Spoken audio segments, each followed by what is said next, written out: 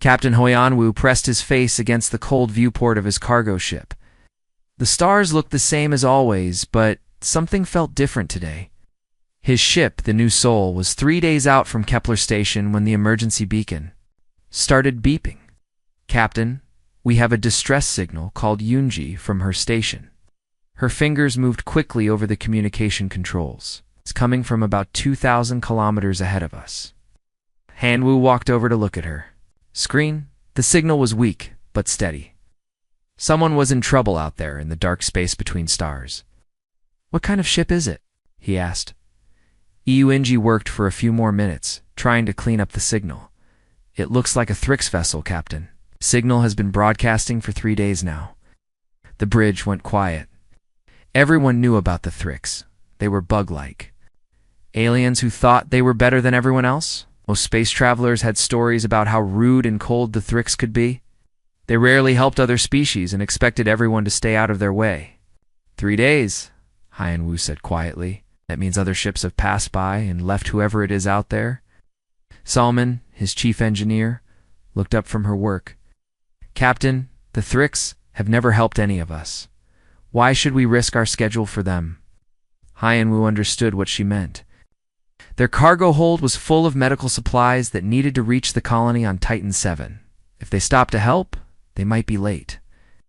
Late deliveries meant angry customers and less money, but as he stared out at the stars, Hyan-Wu thought about his daughter back on Earth. She was only 8 years old, and she always asked him about his adventures in space. What would he tell her if he left someone to die out here? "Set course for the distress signal," he said. "Full speed." The crew exchanged looks but followed orders. They were good people who trusted their captain, even when they didn't understand. His choices. An hour later, they found the damaged ship. It was small and dark, floating like a dead thing in space. Parts of its hull were twisted and burned. Whatever had happened, it looked bad. "Life signs?" Hyan-Wu asked. Jae-Hein checked. His medical scanners, one life form aboard, weak but alive. "Can we dock with them?" Salman studied the damaged ship. "Their docking port is crushed, but I can get a repair tube connected to their emergency airlock. It won't be pretty, but it should work." "Do it." Salman worked on connecting the ships. Han-Wu put on his spacesuit. Kahan grabbed his medical bag and did the same. They would go aboard the alien ship together. The airlock opened with a hiss of escaping air. The smell hit them right away. A mix of strange chemicals and something that reminded Hoyan-Wu of old metal. The ship's lights were dim, and most systems seemed to be failing. They found the alien in what looked like the bridge. He was unlike anything Hoyan-Wu had seen before. The Thrix was about as tall as a human, but much thinner. His skin was dark, green, and looked hard like armor. Her arms moved weakly as he tried to reach his controls. His large black eyes fixed on the humans with what looked like fear and anger. "Stay back," the alien said in broken human language. His voice sounded like metal scraping against stone. I have weapons." Hyun-Woo raised his hands to show he meant no harm. "We're here to help. Your ship sent a distress signal." "Humans," the alien said. He seemed surprised. "You came." "What's your name?" Hyun-Woo asked.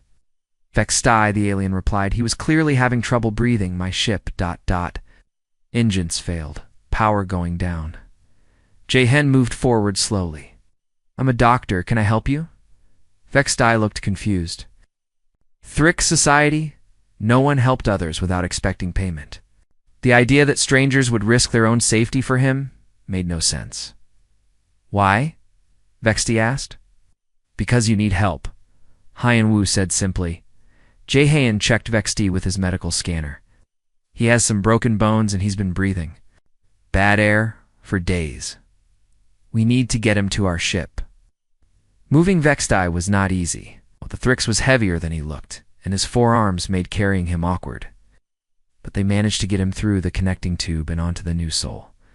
So, Dashman had been busy while they were gone. She had cleared out a storage room and set up a bed with modified life support. The air mixture was different from what humans needed, but it would keep Vextai alive. "This is the best I can do," she said. "His people breathe different gases than we do, For the next 2 days, the crew of the New Soul took care of their unexpected guest. Jahan treated his injuries and made sure he was comfortable. Sumin worked around the clock to fix problems with the life support system. Yonji learned some basic Thrix language so she could talk to him. Vextai said very little at first. He watched the humans with his large black eyes, clearly trying to understand why they were helping him. In his world, everyone had a price. Everyone wanted something in return. On the second day, he finally spoke to Haiyan Dashwu. Double quotes. "What do you want?" he asked. "Nothing," Haiyan replied. "We just want you to get better. It makes no sense. You saved my life. You fed me. You gave me a place to sleep. What is your price?" Yuan thought about how to explain. "Sometimes people help each other just because it's the right thing to do." Vexti was quiet for a long time. Finally, he reached into a pouch on his belt and pulled out several small glowing crystals. "These are worth much money," he said, holding them out. "Take them." Haiyan gently pushed his hand back. "Keep your crystals. We don't want payment for helping you. You must take something. It is the way things work." "Not for us," Haiyan said with a smile. "The only payment we want is knowing you're safe." When they reached the Thrix colony, on Ceres Minor, Vextai was strong enough to walk on his own. As he prepared to leave the ship, he turned to face the human crew. "I do not understand you people," he said, "but I will remember what you did." Haiyan shook his hand. "Take care of yourself out there." Vexti walked away into the busy spaceport. None of the humans could imagine how much their simple kindness would change the galaxy. They just felt good about helping someone who needed it. The New Soul undocked and continued on its way to Titan 7. Behind them, Vextai stood at a window watching their ship disappear into the stars. For the first time in his life, he had seen that some beings in the universe were capable of goodness without expecting reward. It was a lesson he would never forget. 3 months had passed since Vextai returned to his home world. The Thrix colony on Ceres Minor was a busy place, full of workers and traders moving goods across the galaxy.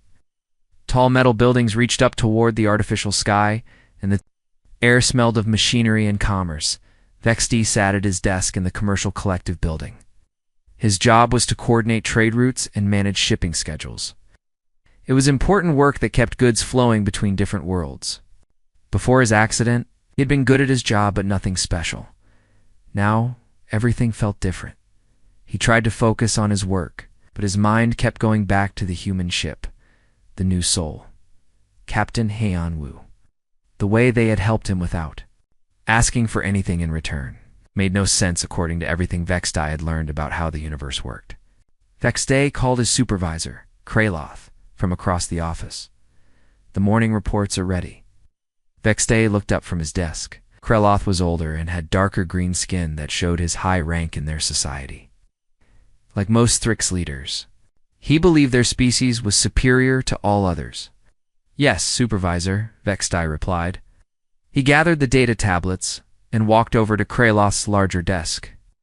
"Tell me about the human cargo routes," Kraloth said, not looking up from his work. Vexti felt his chest tighten. The humans had been following their usual paths. Nothing unusual to report. Good. Make sure their inspections take the full time allowed. We cannot let these lesser species think we favor them. Kraloth finally looked up. "Shh. You seem distracted. Lately, is something wrong?" "No, supervisor. Just working hard." Kraloth studied him for a moment. "I heard you had some trouble a few months ago." "Ship problems?" "Yes. Engine failure. I was rescued and brought home safely." "Which ship rescued you?" Vexti hesitated. "Passing cargo vessel. What species?" The question hung in the air. Vexti could lie, but Kraloth might check the records later. "Human," he said quietly. Kraloth made a sound that was like laughing, but not pleasant. "Humans. They probably wanted payment or salvage rights." "No," Vexti said before he could stop himself. "They asked for nothing." "Nothing." Kraloth looked surprised. "That makes no sense." "Even humans are not that stupid." Vexti said nothing. He had learned it was better not to argue with his supervisor about such things. That evening, Vexti went to his small apartment. It was neat and clean, like all Thrick's homes. But tonight it felt empty and cold.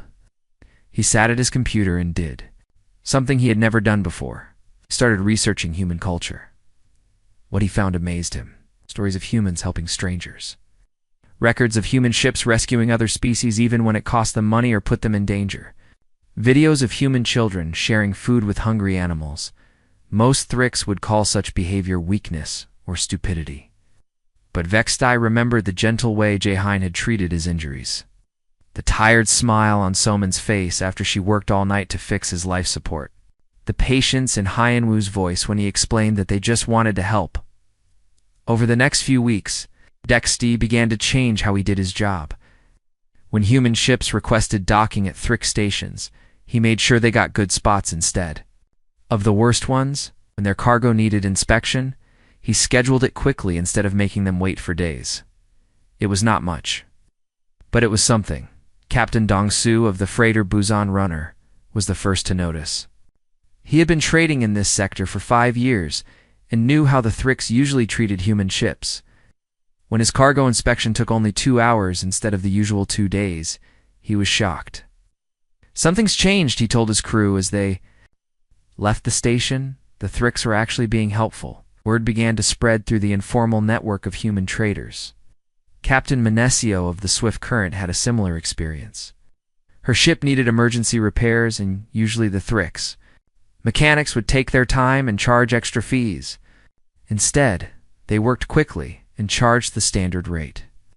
"I don't understand it," she said over drinks at a space station bar. "But I'm not complaining."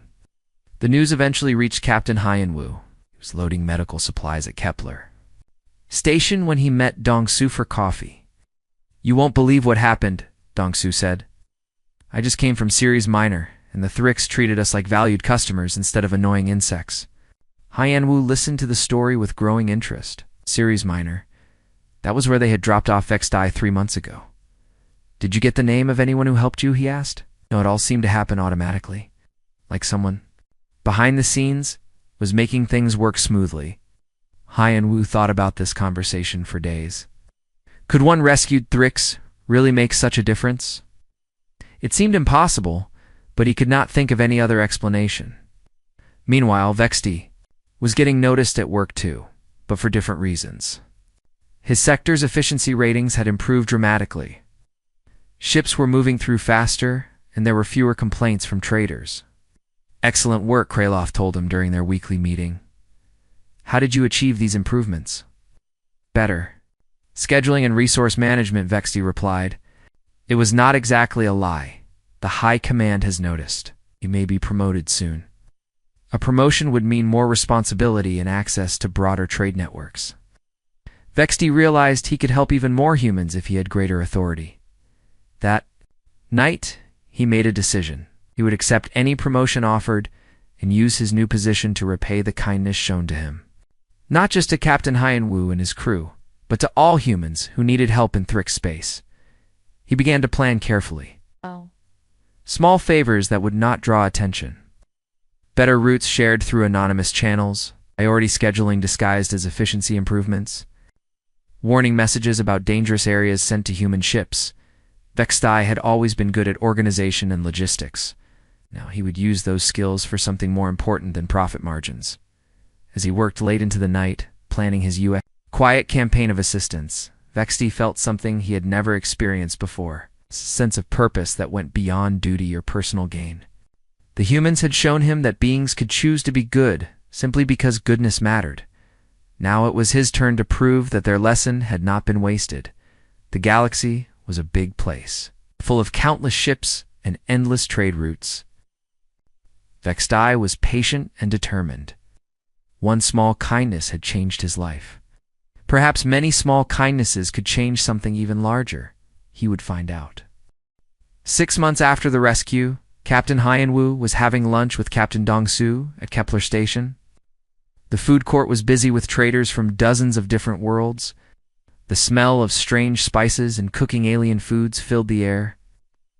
"Have to hear this," Dong-soo said, leaning forward across the small table. "I just finished a run through Thrick's space, and it was like being in a different universe." Hyan Wu took a bite of his sandwich. What do you mean? Remember how the Thrix used to treat us? Long waits, rude inspectors, the worst docking bays? Dong-su shook his head in amazement. Not anymore. My ship got priority docking at 3 different stations. The cargo inspections were fast and polite. They even gave me updated star charts for free. Free star charts? Hyan Wu raised his eyebrows. The Thrix never give anything for free. That's what I thought too. But the station manager said it was part of their new efficiency program. Hyan Wu thought about this. He had heard similar stories from other human traders over the past few months. Good treatment at Thrix stations. Helpful advice about safe routes. Quick repairs at fair prices. Have you talked to Minesio lately? Dong-su asked. She has some interesting stories too. 2 days later, Hyan Wu met with Captain Minesio at the same food court. Her small courier ship, the Swift Current, specialized in carrying important messages and small valuable items between worlds. It started about 4 months ago, she told him. I was carrying medical data to the research station at Wolf 359. Normally, I would have to go around Thrix space because they don't let small ships use their main routes. But they let you through? Not only did they let me through, they gave me escort ships to make sure I got there safely. They said the data was too important to risk delays. Minesio stirred her coffee thoughtfully. The thing is, I never told them what kind of data I was carrying. Hyan Wu felt a chill run down his spine. They knew without you telling them? Someone in their system flagged my cargo as priority medical supplies. How could they know that? That evening, Hyan Wu called his communications officer, Yoonji, to his cabin. She had been monitoring trade communications for years and knew the patterns better than anyone. I need you to look into something, he said. Have you noticed any changes in how Thrix stations handle human ships? Yoonji nodded immediately. I've been wondering about that myself.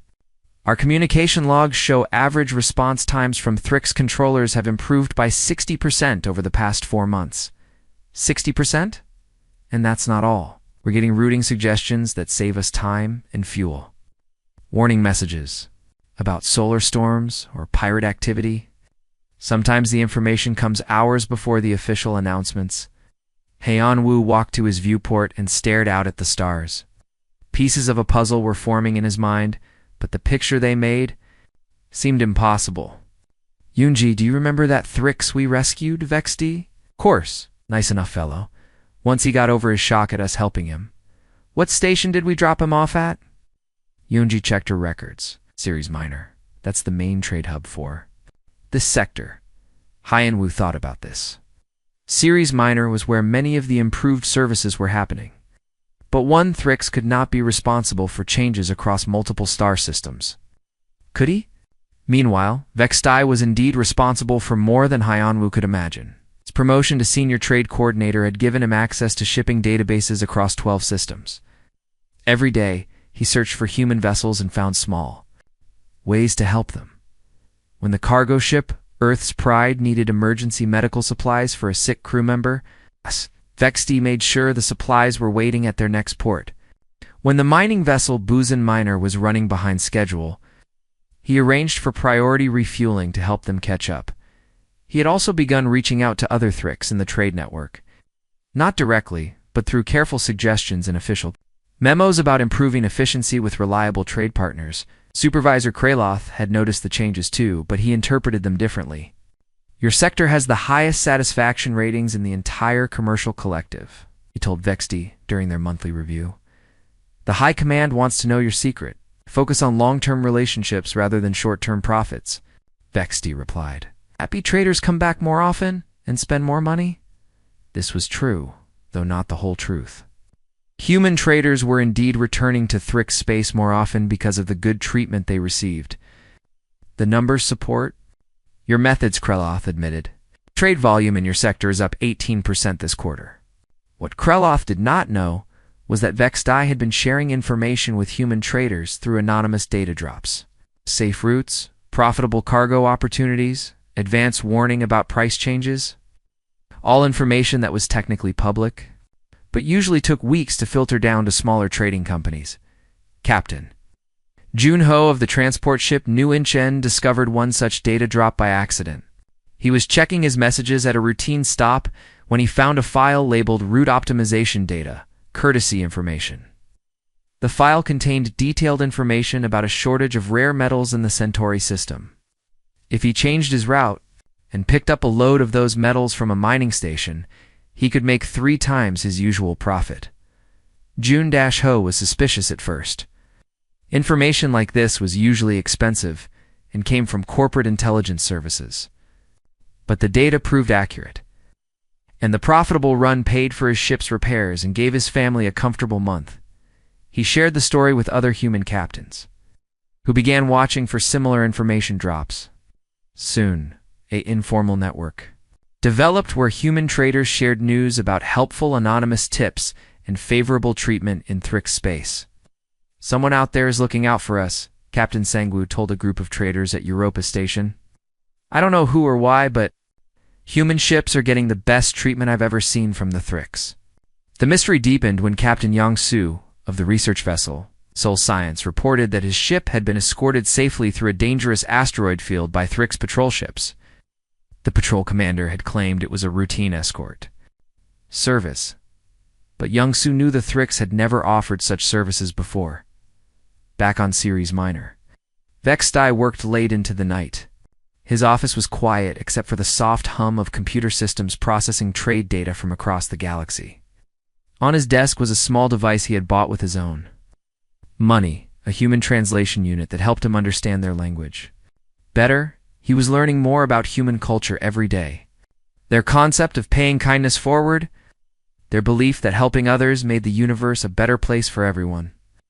Ideas that would seem foolish to most Thricks, but made perfect sense to Vextai now, as he prepared another batch of helpful information to share anonymously with human traders. Vextai thought about Captain Hyanwu and his crew. They had probably forgotten about the Thricks they rescued months ago. They had no idea that their simple act of decency was creating ripples across space, but Vextai remembered everything. Every kindness deserved to be repaid, and he was just getting started. The first warning came at 0300 hours, ship time. Captain Hyanwu was sleeping in his quarters when the emergency alarm woke him up. He rolled out of bed and grabbed his uniform, knowing that alarms at this hour meant serious trouble. To the bridge came Yunji's voice over the ship's communication system. She sounded worried. Hyanwu ran through the corridors of the new Seoul, still putting on his jacket. When he reached the bridge, his crew was already at their stations, staring at displays filled with flashing red warnings. "What's the situation?" he asked. EUNG pointed to the main screen. A massive solar storm just erupted in the Vega sector. It's the biggest one anyone has seen in 50 years. The screen showed a map of local space with angry red areas marking the storm's path. It covered dozens of star systems and hundreds of shipping routes. "How many ships are caught in it?" Hyanwu asked. "We're still getting reports, but it looks like several hundred vessels were in the area when the storm hit." Youngji's fingers moved quickly over her controls. "The electromagnetic pulses are knocking out ship systems across the entire sector." Hyanwu felt his stomach drop. Ships caught in a solar storm like this would lose power, navigation, and life support. Without help, people would die. Any word from rescue services? The Galactic emergency response is coordinating efforts, but they're overwhelmed. They're asking all ships to report their status and wait for instructions. Salman looked up from her engineering station. "Captain, we're lucky we weren't in that sector. We missed it by about 6 hours." "How long until the storm passes?" "At least a week, maybe 2, Yunji replied. "And that's just for the main event. There will be aftershocks for months." Over the next few hours, emergency reports flooded the communication channels. Ships were calling for help from every corner of the affected area. Some had lost power completely. Others were running on backup systems that would fail within days. Among the desperate voices were 17 human vessels. Hyanwu listened to the distress calls with growing horror. The cargo ship Daegu Star had 37 people aboard, including 12 children. Their life support was failing. The mining vessel Ulsan Hammer was drifting with no power and only 2 days of emergency air. The family transport Gwangju Dream was perhaps the worst case. They were carrying 48 colonists to a new world, including pregnant women and elderly passengers. Their message was heartbreaking. This is Captain Lejean of the Gwangju Dream. We have civilians aboard, including children and people who need medical care. Our backup power is failing. Please, if anyone can hear this, we need help. Hyan-Woo wanted to race to their aid, but his ship was too far away and too small to help so many vessels. He felt helpless as he listened to more distress calls coming. Then the official response came from Galactic Emergency Services. All vessels requesting assistance will be prioritized according to Protocol 7, announced the calm voice of the emergency coordinator. Ships carrying high-value cargo or diplomatic personnel will receive immediate response. Other vessels will be assisted as resources become available. Hyan-Woo knew what Protocol 7 meant. It was the standard emergency response system that ranked rescue operations based on political and economic importance. Ships from major species like the Altarians or the Centauri Federation would be saved first. Smaller species like humans would have to wait. How long will humans have to wait? He asked EUN-G. She checked the rescue schedules being broadcast. Most human ships are classified as low priority. Estimated rescue time is 2 to 3 weeks. 3 weeks? Salman looked shocked. Those people will be dead by then. The emergency broadcasts continued through the day.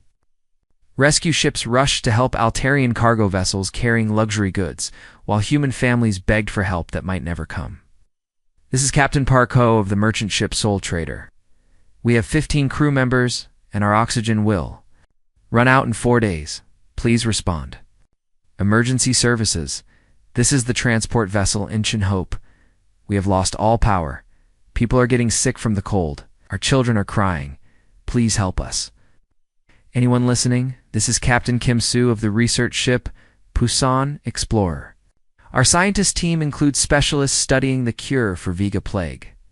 If we die, years of research will be lost. But the official response remained the same. Human ships would have to wait their turn. Hyan-Woo paced the bridge, feeling more frustrated than he had ever felt in his life. There had to be something they could do. But what could one cargo ship accomplish against such a massive disaster? Captain Yoonji said quietly. I'm picking up some strange activity on the Thrix communication channels. What kind of activity? Emergency. Authorizations being issued. Resource allocations being changed. It looks like someone high up in the Thrix commercial collective is making a lot of urgent decisions. Hyan-Woo frowned. The Thrix were not known for quick emergency responses. Their bureaucracy was famous for being slow and careful about everything. They sending help to anyone? That's what's strange. According to these communications, they're mobilizing rescue ships, but the destinations are classified. In his office on Ceres Minor, Vexty was working faster than he had ever worked in his life. His forearms moved across multiple keyboards as he accessed databases, issued orders, reclassified cargo manifests. The solar storm disaster was the biggest emergency in decades. Vexty knew that human ships would be left to die under normal protocols.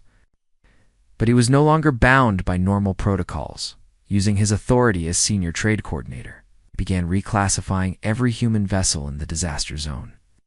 The family transport Gwangju Dream became a ship carrying critical medical research.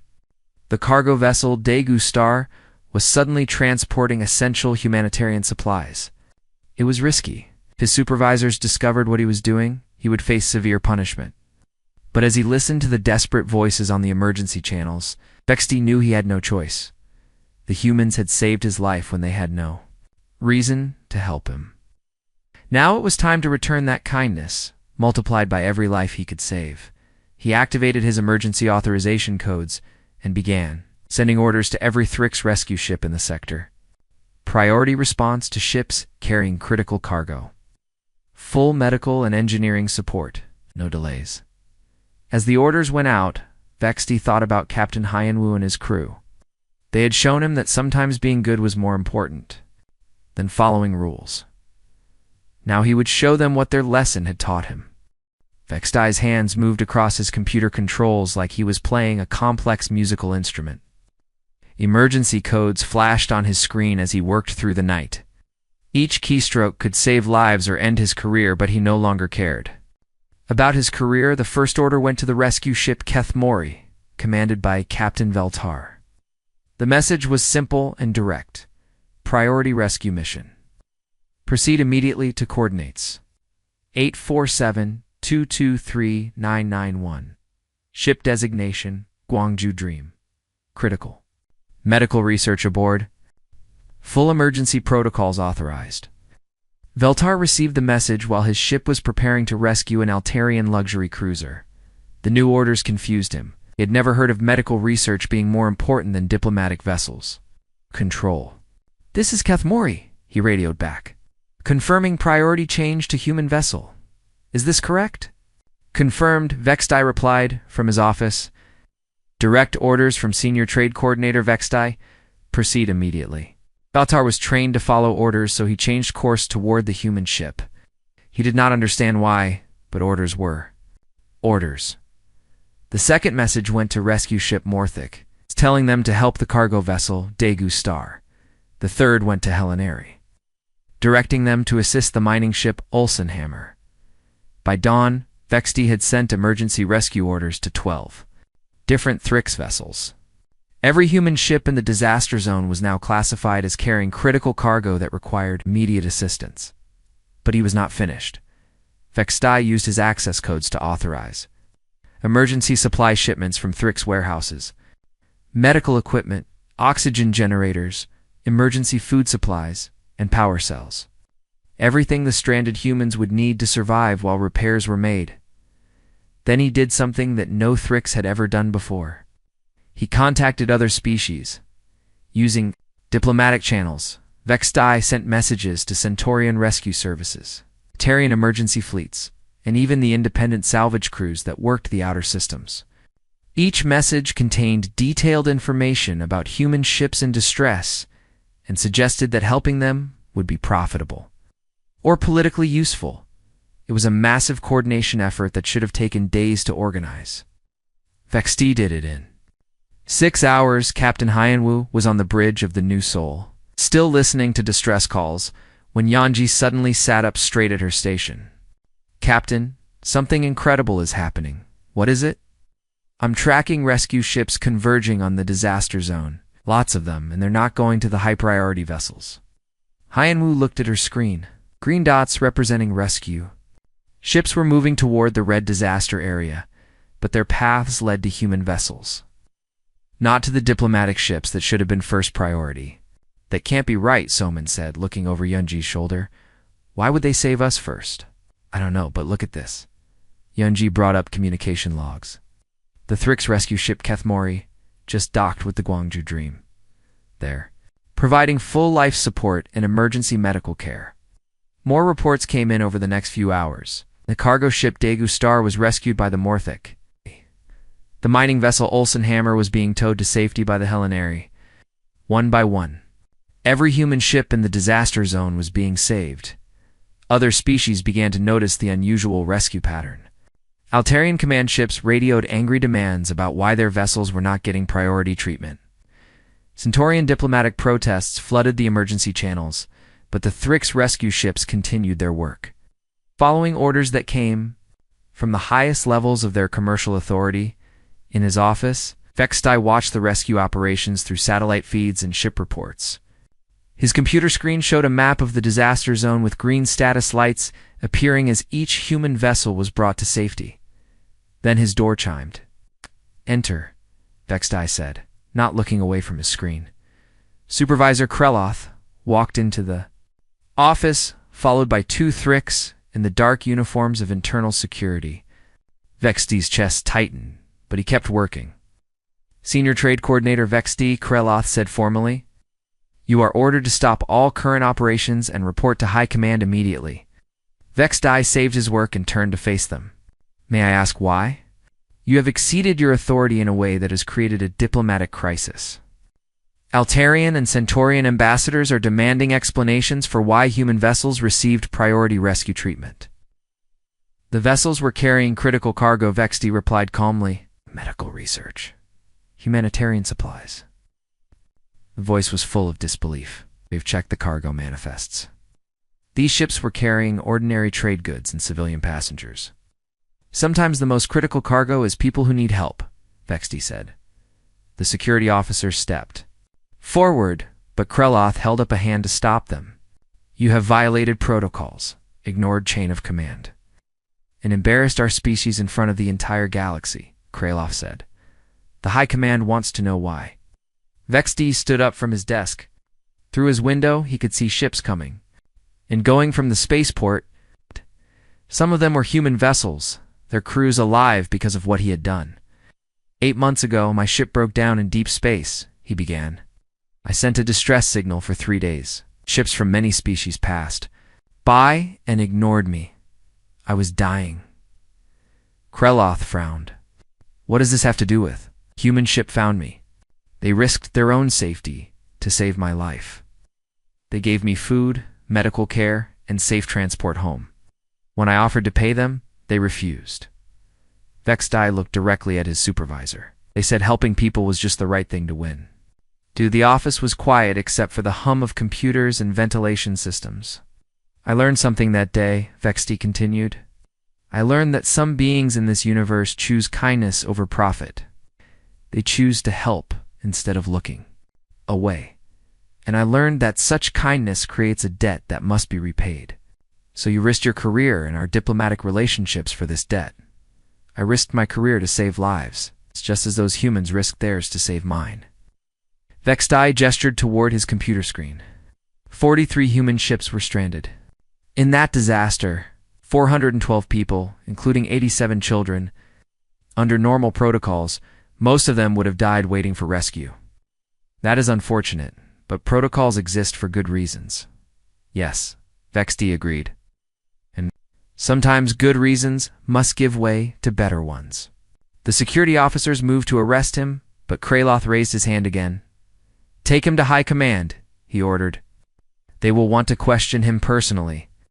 As they led him away, Vexti looked back at his computer screen one last time. All the lights were green now. Every human ship had been saved. The debt was paid. The news spread across human space like fire through dry grass. Within hours, every human colony, station, and ship had heard the incredible story.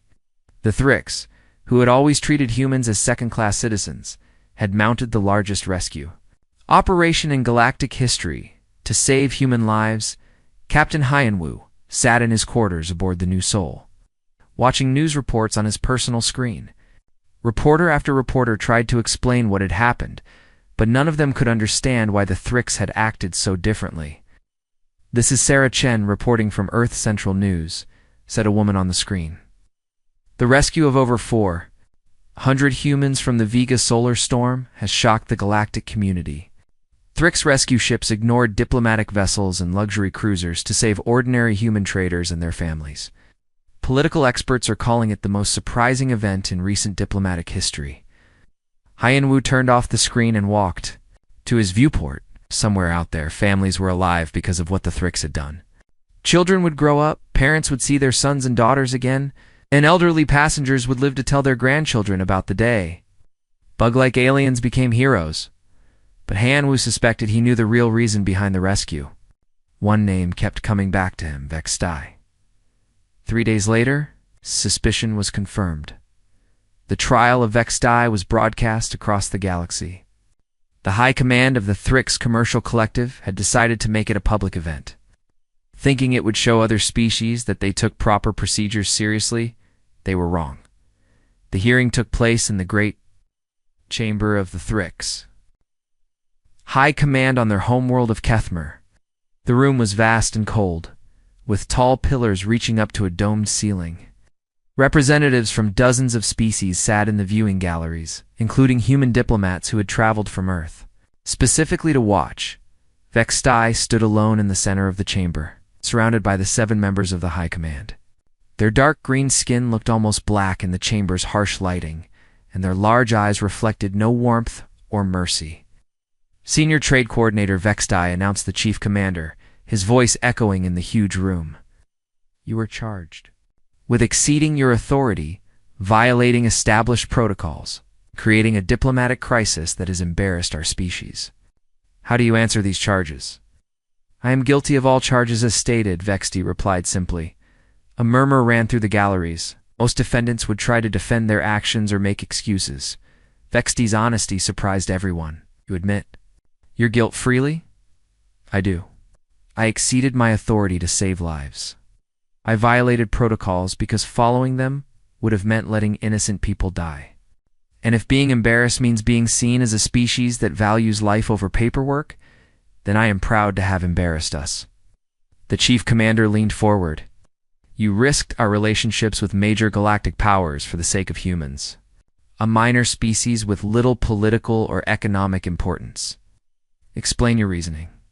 This was the moment everyone had been waiting for. Cameras from news organizations across the galaxy focused on Vexti as he began to speak. I was dying alone in space. My ship had failed. My distress signal had been broadcasting for 3 days, and no one had stopped to help. Ships from many species, including our own, had passed me by and continued on their way. The chamber was completely silent now. Then a human cargo ship found me. The captain was named Hyanwu, and his crew included an engineer called Soman and a doctor named Jay Hyan. They risked their own safety to save my life. They worked for days to keep me alive, shared their food with me, and gave me medical care. Vexti's voice grew stronger as he continued. When we reached a Thrix station, I offered to pay them with valuable crystals. I'd begged them to take something, anything, in return for saving my life. But Captain Hyanwu refused. He said helping people in need was simply what decent beings do. Several of the High Command members shifted uncomfortably in their seats. That day, I learned something that no Thrix had ever taught me. I learned that kindness does not require a reason or a reward. I learned that some beings choose to do good simply because goodness matters. And I learned that when someone saves your life for no reason other than compassion, you owe them a debt that can never truly be repaid. The chief commander's voice was cold.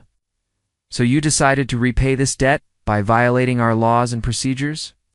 I decided to repay this debt by becoming the kind of person who would stop to help strangers in need, just as those humans helped me. Vexti turned to address the galleries where representatives from many species sat watching. For months, I had been quietly helping human ships in our space.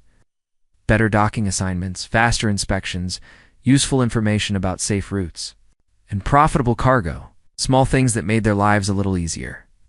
He looked back at the High Command.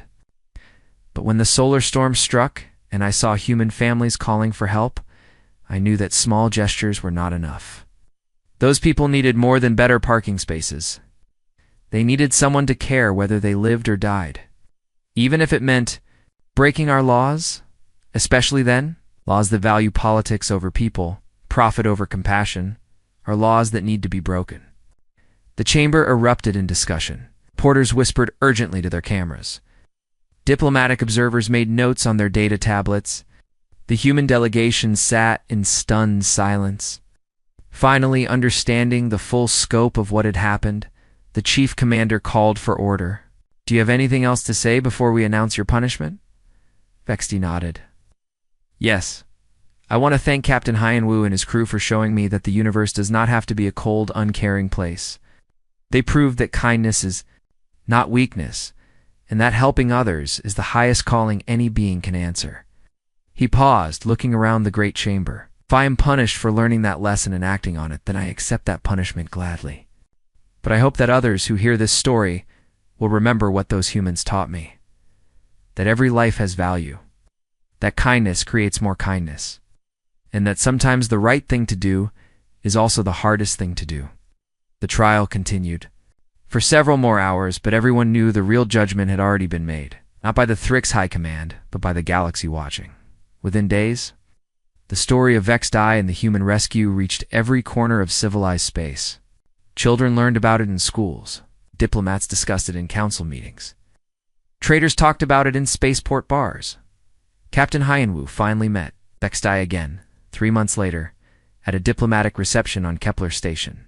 The Thrix had been given a suspended sentence and reassigned to a position coordinating interspecies humanitarian efforts. Thank you, Vexti said simply as they shook hands. For what? Hyanwu replied. We just did what anyone would do. No, Vextai said, his large black eyes reflecting the station's lights. You did what good people do. You taught me to be one of them. Years later, when historians wrote about the event that changed human-alien relations forever, they would call it the Vega Rescue. But those who knew the real story called it something simpler. They called it the day kindness saved the galaxy.